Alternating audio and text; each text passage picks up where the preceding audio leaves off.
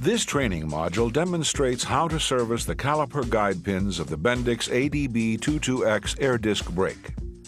If service inspections indicate that the caliper has not been sliding easily on the guide pins, or if a guide pin cover is damaged or missing, both the long fixed caliper guide pin and the short floating caliper guide pin need to be serviced. A number of special tools are available from Bendix to help make that servicing easy and efficient. Details on servicing air disc brakes can be found in the Bendix service data sheet. The caliper guide pins may be serviced with a caliper carrier assembly installed on or removed from the axle. If the caliper carrier assembly is removed, as shown here, new fasteners must be installed and properly torqued. This procedure is detailed in the caliper carrier removal and installation training module. As always, be sure to follow your shop's safety procedures, especially when it comes to securing, lifting, and supporting the vehicle. With the caliper carrier assembly removed, remove the brake chamber. Next, use a chisel to remove the long fixed guide pin cover. Puncture the cover in the middle as shown here. To avoid damaging the caliper, be careful not to insert the chisel too far. Then, pry the cover off. Now, remove the short floating guide pin cover. This cover should be punctured on the side, as shown here. Again, avoid inserting the chisel too far. Using a 14mm hex bit socket, remove the two caliper bolts. To avoid damaging the bolts, verify that the hex bit is fully engaged before attempting to remove the bolts.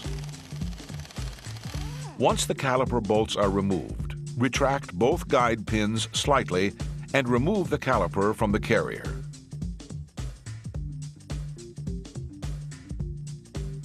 Now remove the boot retaining rings and remove the guide pins.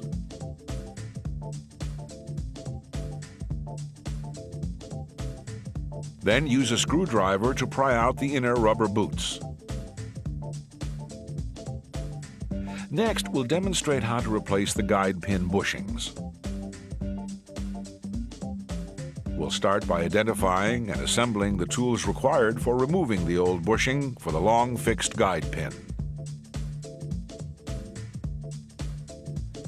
Be sure to properly lubricate the tools as you assemble them.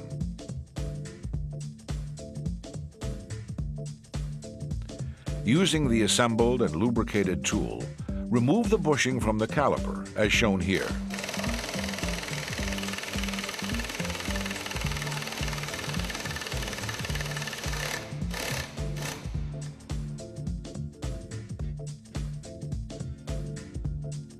Then remove the tool and discard the old bushing.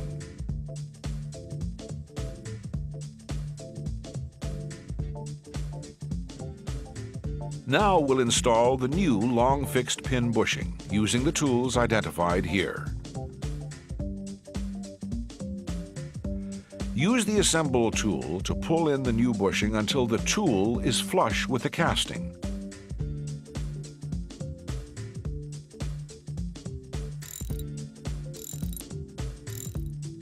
This will leave the bushing extended from the casting by 39 thousandths of an inch. This means the bushing is installed at the proper position. Remove the tool.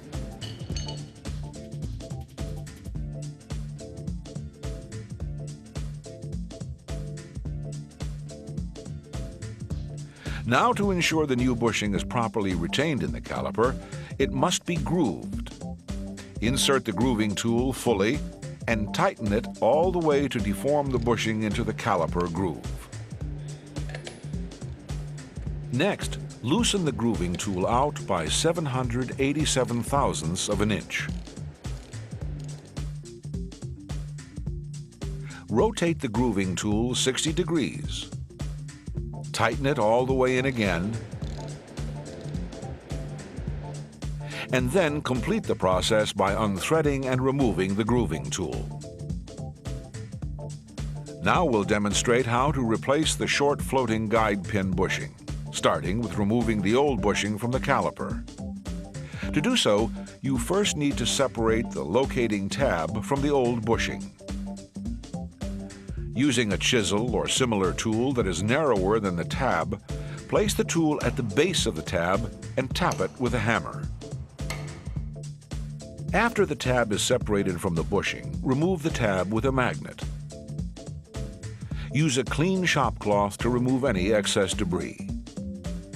Next, assemble the required tools, greasing them properly as you assemble.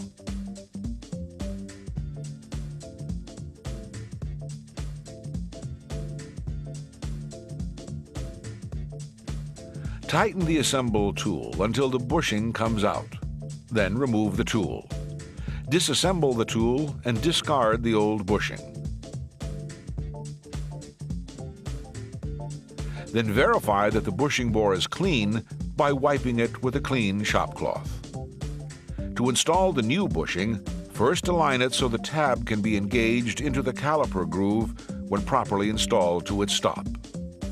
Seat the bushing slightly into the caliper by using the tool shown here and a light tap with a hammer. This helps position the bushing for proper installation. Now it's time to install the bushing using the tools shown here. Insert the tool.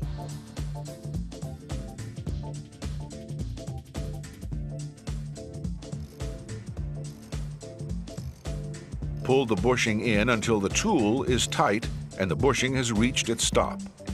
This indicates the bushing is installed at the proper position.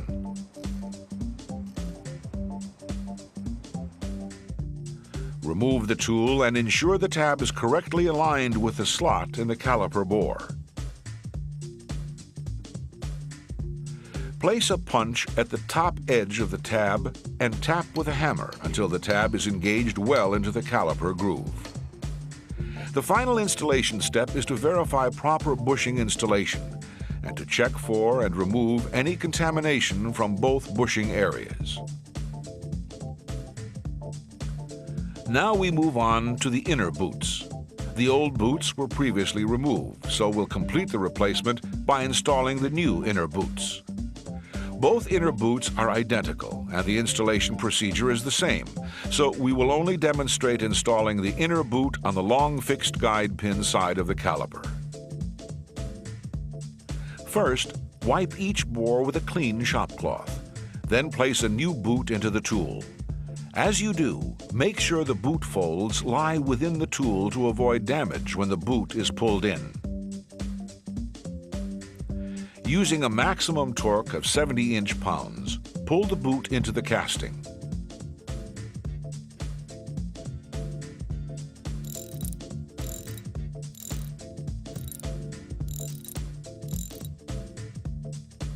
Then remove the tool.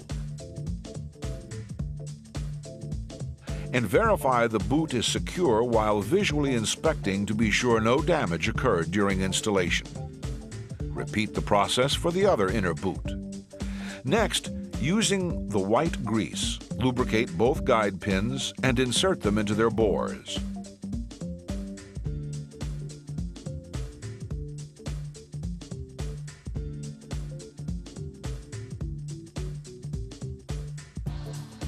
With the inner boots properly located on the guide pins, install the new boot retaining rings onto the boots, with their smaller diameter towards the boot.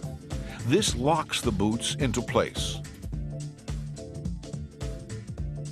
Now it's time to reattach the carrier to the caliper. With the caliper lying on a bench, rock the carrier into place. As you do, make sure the guide pins are properly located in their seats on the carrier.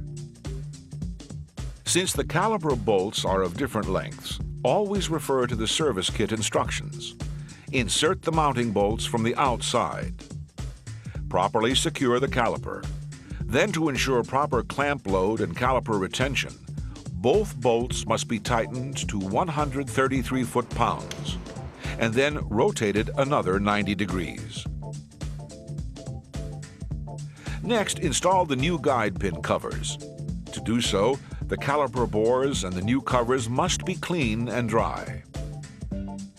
If not properly installed, new guide pin seals and guide pin covers can trap air in the assembly and prevent the caliper from sliding freely.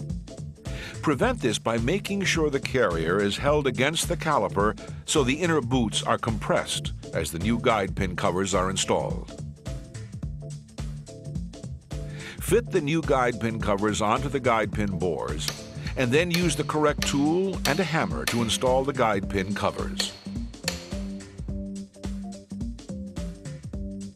As your final inspection, check that the caliper moves freely and easily on the new guide pins and bushings and that the inner boots are seated correctly. If not properly installed, new guide pin seals and covers can trap air in the assembly and prevent the caliper from sliding freely. You're now ready to reinstall the brake chamber and reattach the caliper carrier to the vehicle axle.